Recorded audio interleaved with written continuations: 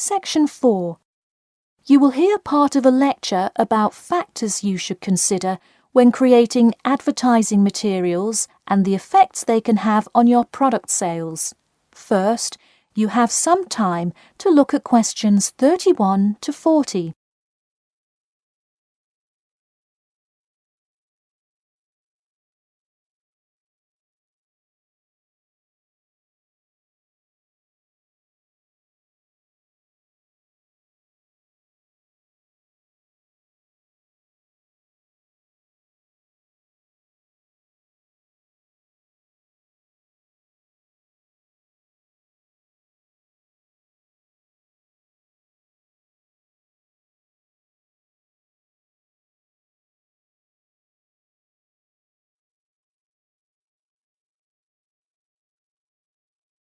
Now listen carefully and answer questions 31 to 40. Hello class, and welcome back to Marketing Strategies. This week I will expand upon last week's lecture by talking about factors you should consider when creating advertising materials and the effects they can have on your product sales. Lesson 1. Limit your advertising to the geographic area of your target market. Though you may have a product that people want in a large area, the distance that customers are willing to travel is a significant factor in their choice of where to purchase that product. Take this example. If you're really hungry and decide you want a burrito, would you choose the restaurant that is a block from your apartment, or the one that is just as good, or even slightly better, across town? Of course, you'd pick the closer restaurant. Next, there's the method of communication to your target market. How do you decide among radio ads, TV commercials, flyers, or even word of mouth? While we often think of the visual presentation of ads, there's much more to advertising than the look. Studies show that consumers are much more likely to remember advertising slogans if there's also a sound plate. Did you know that your sense of smell is closely linked with memory? Think about Mandy's candy store up the road. Every time you walk past it, you can just smell the chocolate, right? I bet you can almost smell it now. Just mentioning the name brings about the smell memory and, in turn, a chocolate craving. What better way to sell chocolate bars? Obviously, sometimes appealing to the senses isn't the most practical way to advertise. For example, it's a good idea to come up with a marketing strategy that adapts to the product, especially digital products. The flexibility of this kind of products is extremely important, so it's very common for advertisers to form one single layout for all of their ads, the visual, the medium, even the majority of the content, and simply update the ad each time they come out with a new version. Remember, advertising is all about stirring up the right feeling in your potential customers, whether by stimulating the senses, appealing to the intellect, and so on. Once the customer experiences the ad, the important thing is his or her reaction. Someone could love the ad you made, but unless he or she considers buying the product, you've failed to get the reaction you were looking for.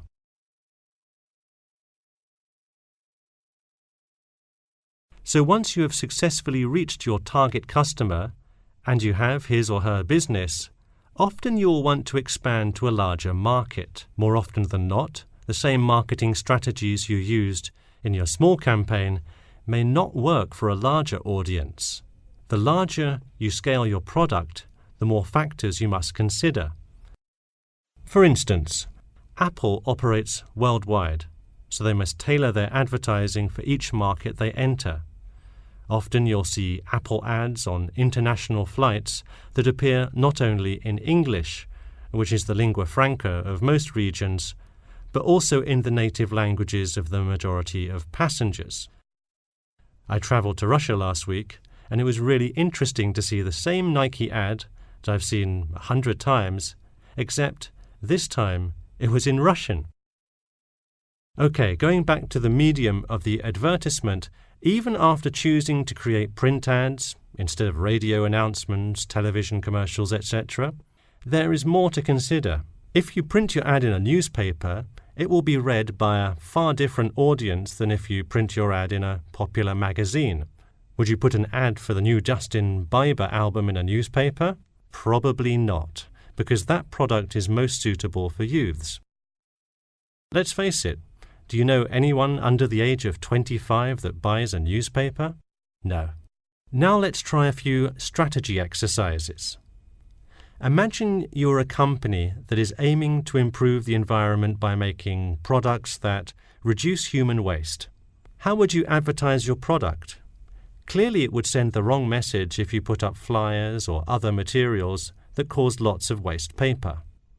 Consider instead putting commercials on the Health Channel or buying ad space on websites like UNESCO. Or here's another example. What is one great place to advertise suntan lotion? How about a swimming pool? It has the exact group of people that need the product. All right, one last thing. Let's say you're filming a commercial for a water filter pitcher. What would be good scenery to use for the background? Think about somewhere calm and relaxing with clean, fresh water. Can't you see how much more effective a commercial with the beautiful scenery and flowing rivers of a national park would be than, say, water dripping from a tap? So to wrap things up today, think about the geography of your target market, the type of marketing material you should use, and the most effective way to appeal to the customer in order to make a successful ad campaign. That is all I have for you today. Make sure to read through Chapter 8 for Monday if you have not done so already. Okay, now I'd be happy to answer any questions you may have. That is the end of Section 4. You now have half a minute to check your answers.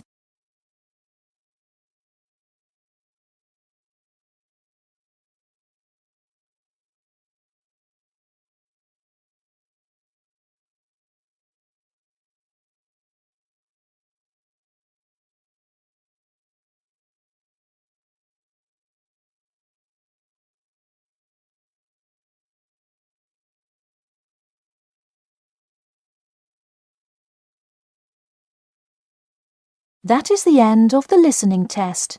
In the IELTS test, you will now have 10 minutes to transfer your answers to an answer sheet.